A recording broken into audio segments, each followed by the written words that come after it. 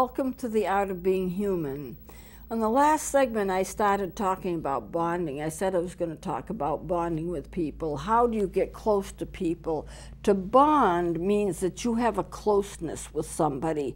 You're bonded with them means that you like them, you like to be around them, you work with them, you're close to them. And it's important always that in our relationships that we feel that we can bond with other people and that they can bond with us. I know I'd like to be a person that people can consider, that I'm approachable, that they can walk up to me in the street and talk to me, and they do.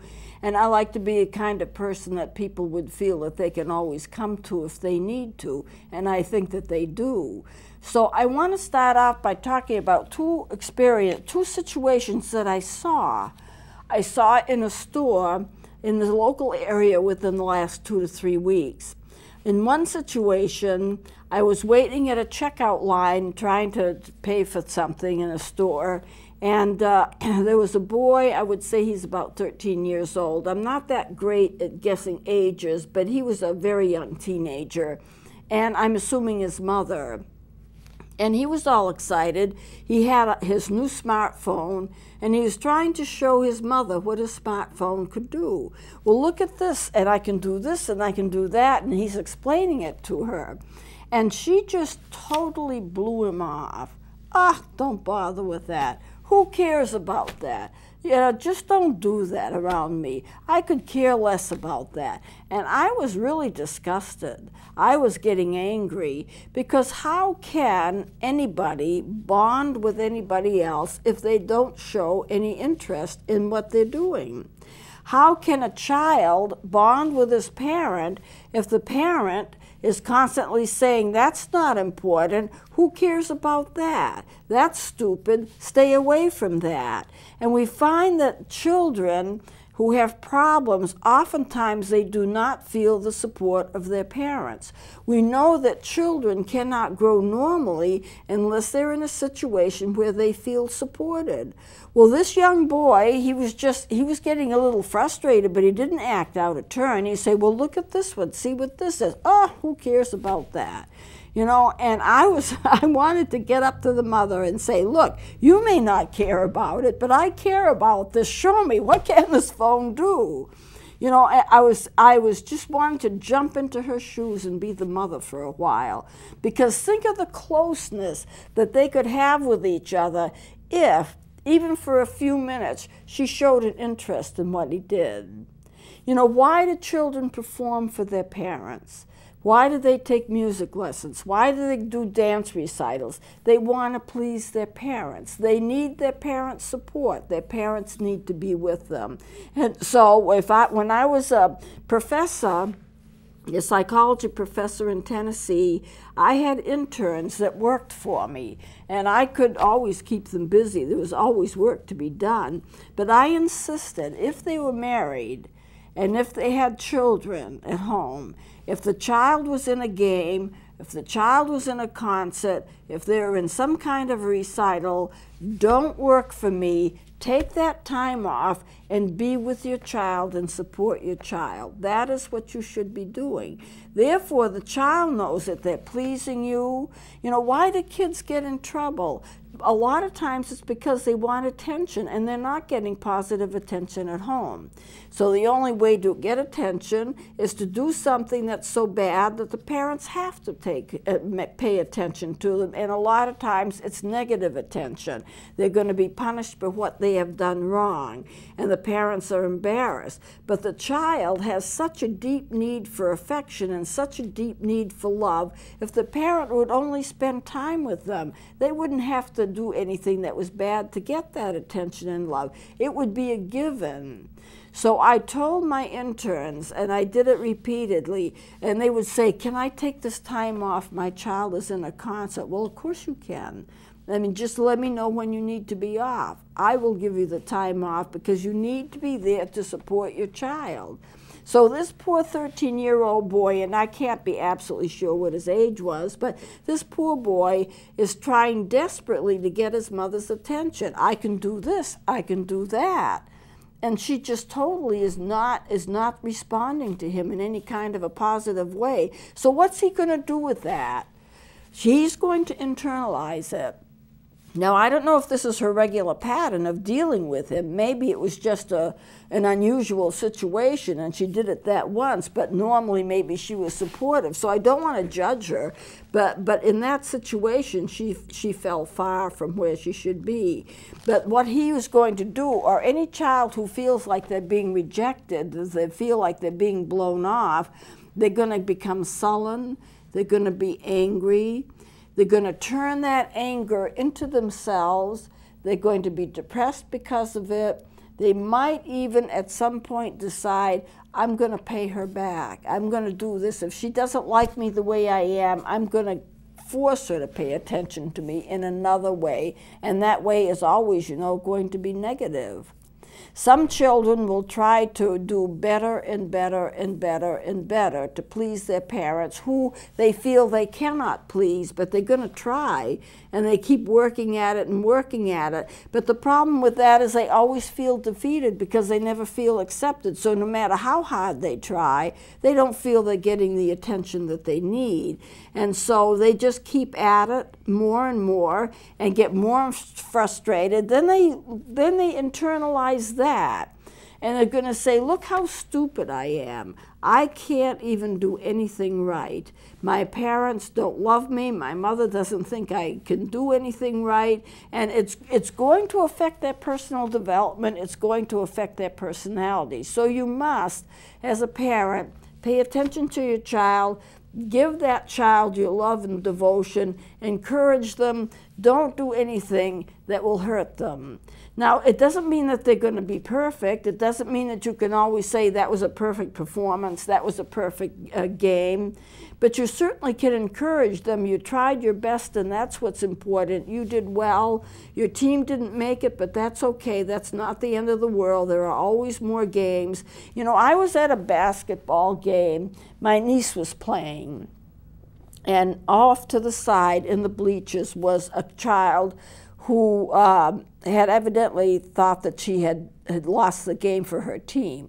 She was sitting there in the bleachers by herself, just sobbing and sobbing and sobbing.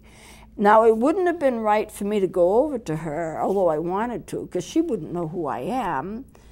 But I'm thinking, what's wrong with the teammates? What's wrong with the coach? Didn't they see her up there? Didn't they look around? Where is she? And if they spotted her, why did they leave her alone? Why didn't they go up to her and sit beside her? Maybe put a hand on her shoulder and say, it's okay, it's all right. You know, it's not going to be the end of the world if we lost the game. It's not your fault. You know, just encourage them and be with them. And when they can heal from that, if they get the proper amount of attention and caring, they can heal. And they don't have to be thinking they're the worst person in the world. I hate to see a 14-year-old, 15-year-old think that they blew it and they'll never be a success. At age 15, 16, that's ridiculous. You see these children in gymnastics, and they're professional gymnasts by the time they're 12 or 14. What are they doing to themselves? The pressure is put on them. You've got to succeed. You've got to win one for the team. You've got to do this. You've got to do that. And they're 14 years old. Why not let them be a 14-year-old? Why not let them be a child? That's what they are. So we have a long way to go. And this mother was not helping her son at all. But I saw another situation where I was really pleased at, and it was at a store. And here again, I was doing some grocery shopping, and I turned to look, and there was a child. I'm saying 9 or 10. Here again, I'm not that great at ages. And so she is crying, really sobbing and crying. And immediately, a woman who was standing close by said, "Come on over here and stand beside me." I thought it was the child's mother. It turned out not to be. But come over here and stand beside me. And the child came, and she's still sobbing. Then she says, "Now tell me what's wrong. What's going on?" And the child said, "I've lost my mommy." So then I realized, of course, that the woman was not her mother. The woman was somebody who was there.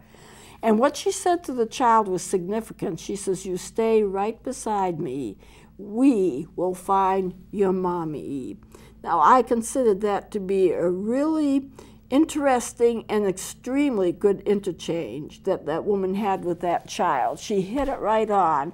And what she hit right on was this. She swooped into action. She didn't wait. As soon as she saw that child, we both saw her at about the same time, and she's crying her eyes out, she immediately takes an action and say, you come over here and stand beside me.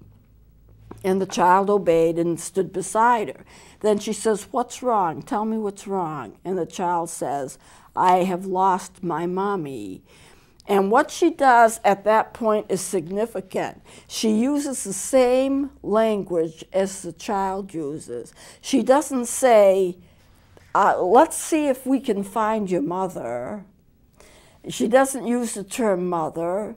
She doesn't say, let's hope we find your mother. I think if we try, we can probably find your mother. It's we will find your mommy. Now, use of the language, which is the same language that the child used, is really a therapeutic tool.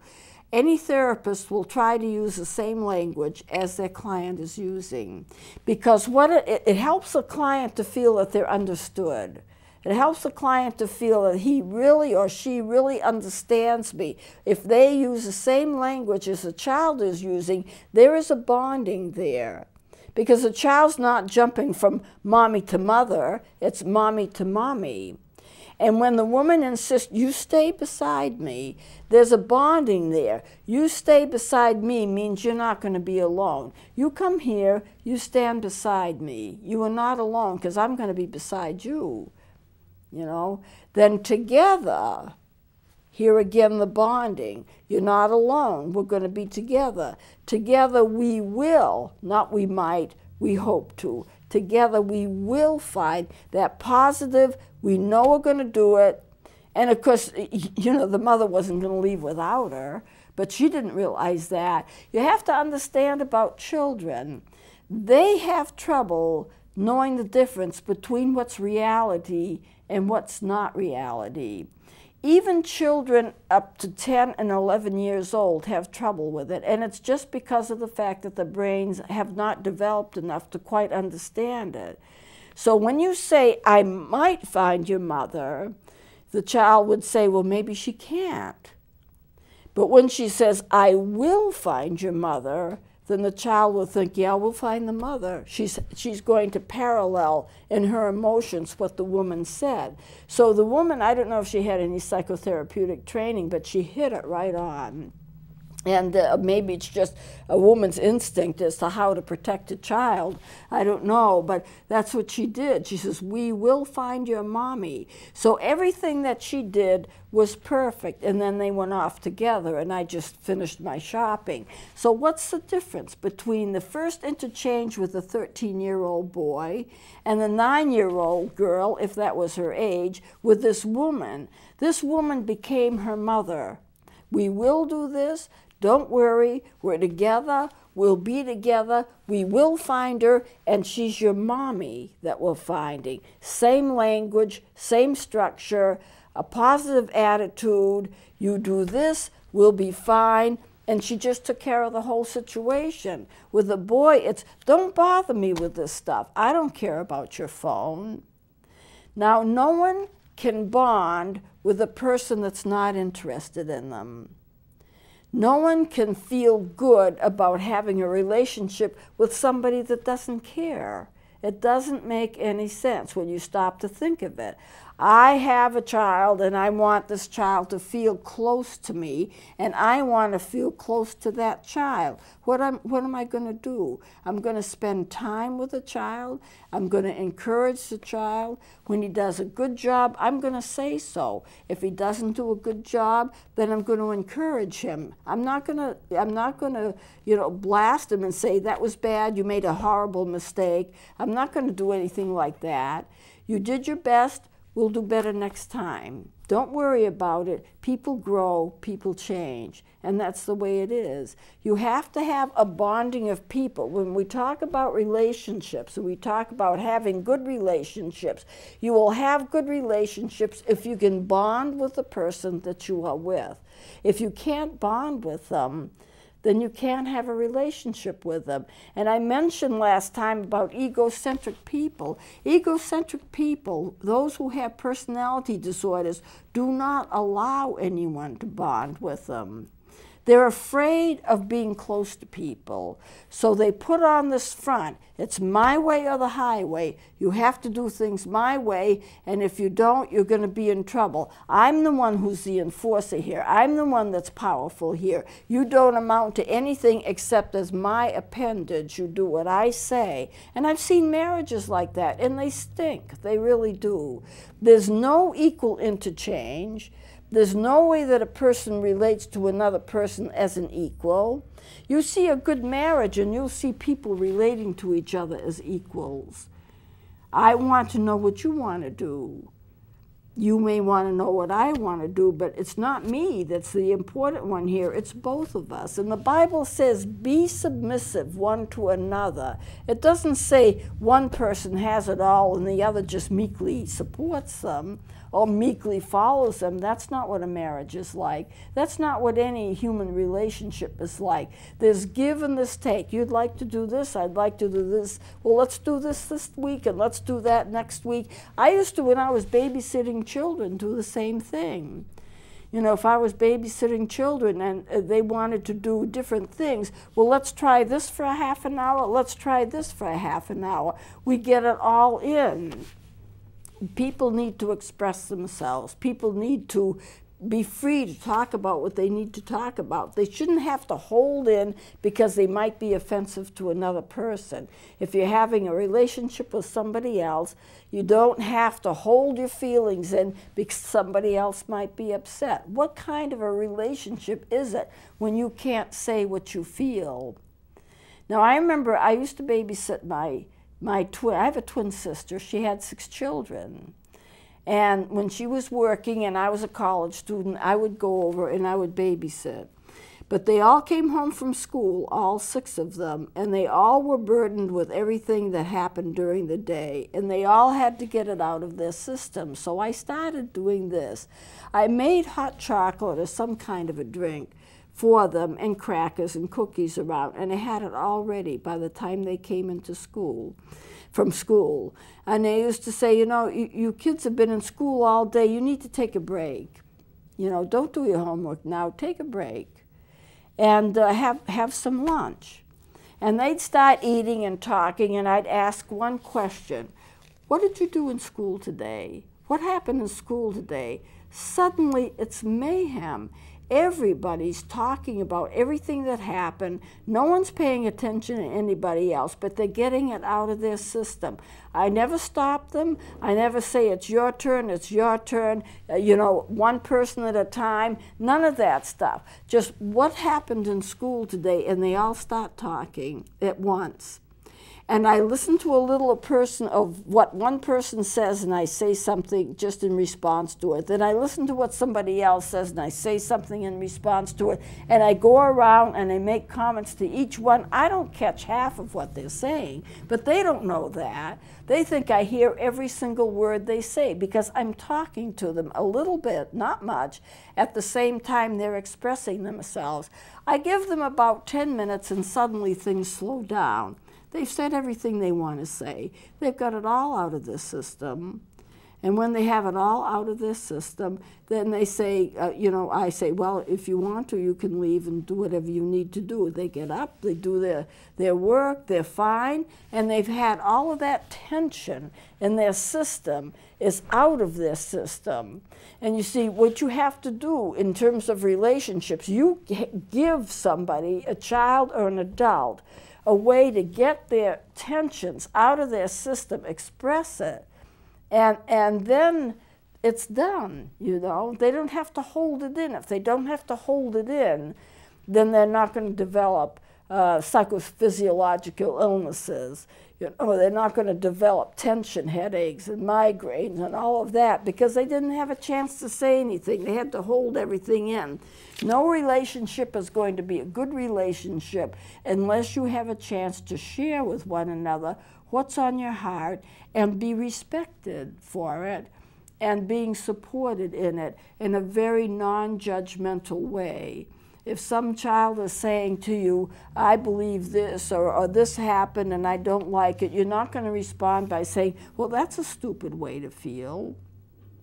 Because no emotion is invalid. All emotions are valid. If you experience them, you experience them. And they need to be recognized, and they need to be well dealt with in a very non-judgmental way. So if a child comes to me and says, I can't stand this person because, I say, well, tell me more about it. I'm not going to say, well, it's up to you to understand that person. No, tell me more about it. How are you feeling? What can we do to change it? Is there a way we can change it? And you just work with people like that. So when you have relationships with people, you have to respect them, you have to allow them to express their emotions, you have to validate their emotions. If you validate what somebody feels, you're not saying you agree with what they've said, but you're saying, I understand what you're saying, and I understand why you're saying it. And I can see what you mean by what you say. It doesn't mean I necessarily would agree with it, but they have a chance to say, this is how I feel, this is why I feel this way. So relationships and bonding, it's very interesting, it can get very complicated, but it's important that you respect a person, that you work with them, that you allow them to express themselves to you, whether child or adult, that they need to feel that you're close with them, like this woman with the child. We'll take care of this situation. We'll find your mommy. Don't be afraid. I'm going to be right beside you. And so, in dealing with adults, I'm going to be right beside you. I may not understand everything you're saying. I might not even agree with everything you're saying, but I'm going to be right beside you. And I'm going to allow you to express what you feel, and I'm going to reflect on that, and I'm going to allow that to occur, and then I'm going to feel closer to you because I've allowed you to say what you need to say, and you're going to feel closer to me because I've allowed you to say what you need to say. And when you have that kind of communication, you feel like you're understood. The child would feel like she was understood. Stay beside me. We will find your mommy together. In other words, I'm going to be with you. I'm not going to let you stay alone. We will find your mommy. So that was such a wonderful interchange. And if you stop to dissect it a little and see the differences in terms of what they could say, what they did say, how that helped, how that didn't help, whatever it is, you can judge what your responses are to human beings and how much your responses can help another human being or how much other human beings can help you. We want to continue next time with certain things about humans that we have to assume are true, so that we can have a good bonding experience with other human beings and they can have a good bonding experience with us. So we will continue with this next time. Please join me then.